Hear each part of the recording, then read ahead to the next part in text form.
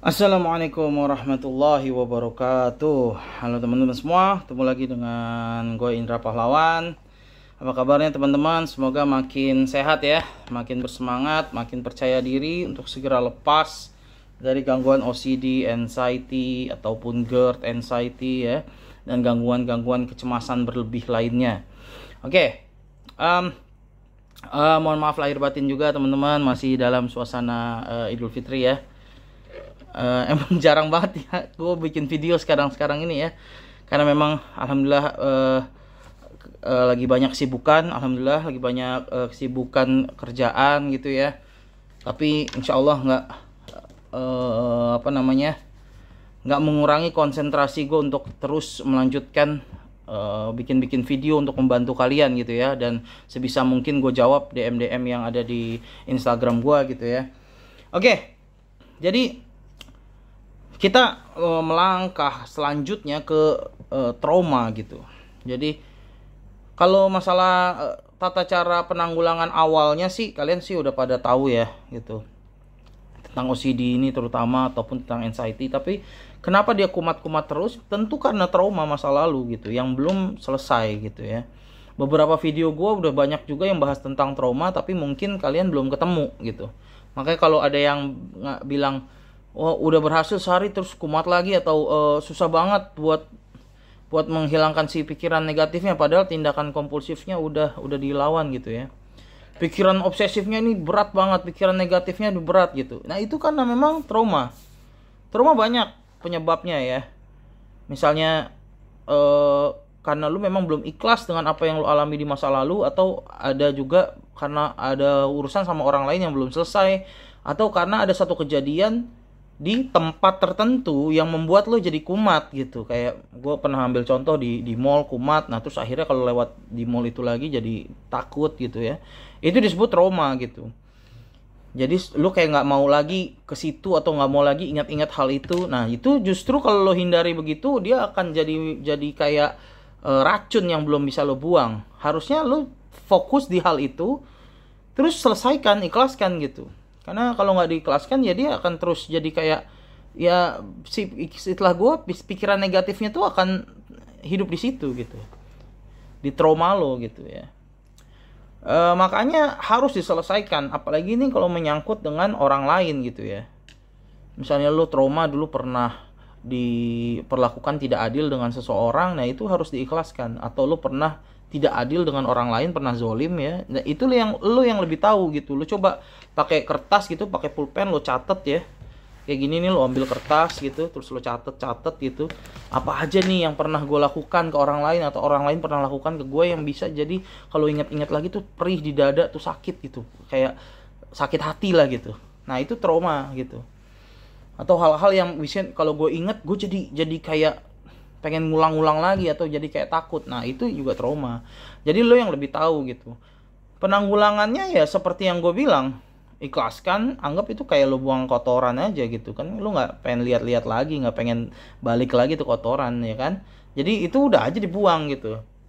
Karena itu justru membuat lo tuh kayak rilis gitu. Gimana ya, kayak tenang habis itu gitu.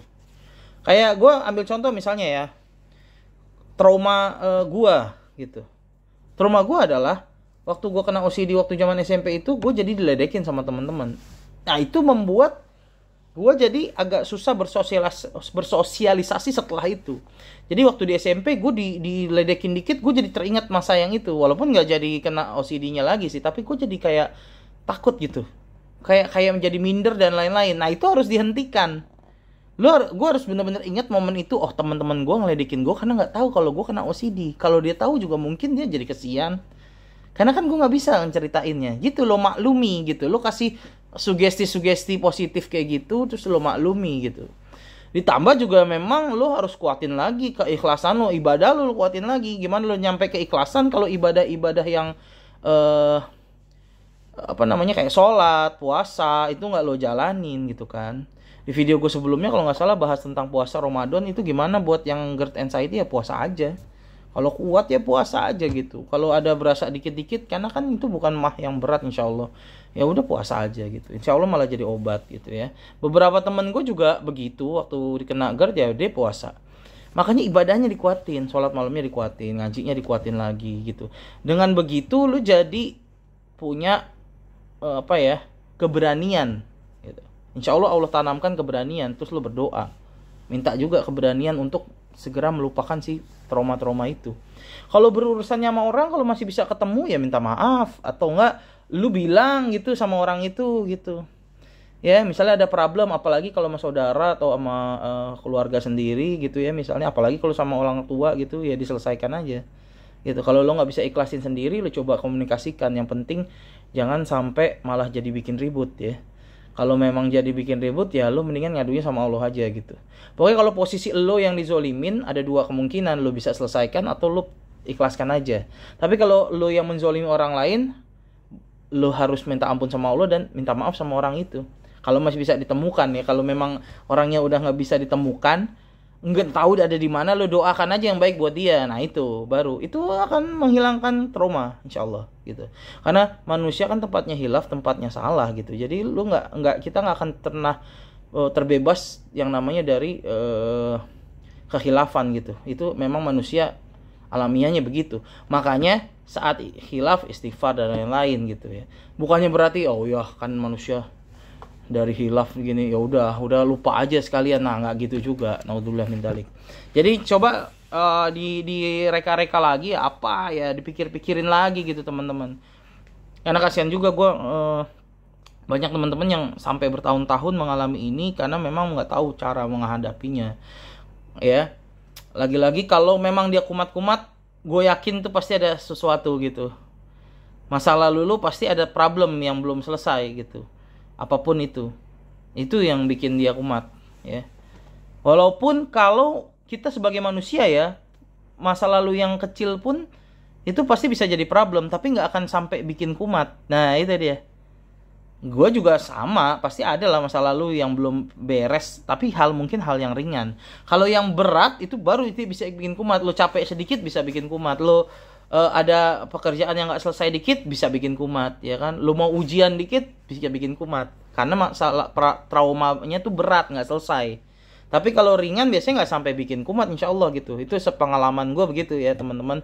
Jadi coba dikulik-kulik lagi ya, kira-kira trauma masa lalu lo itu apa, dan proses penyelesaiannya apakah berurusan sama orang lain atau hanya diri lo sendiri gitu ya. Kayak gitu teman-teman ya. Oke, semoga bermanfaat ya. Mohon maaf lahir batin ya, semoga makin semangat dan terus percaya diri gitu ya teman-teman ya, untuk mengejar kesembuhan dan terlepas nih dari OCD anxiety ini semua ya. Oke, wassalamualaikum warahmatullahi wabarakatuh.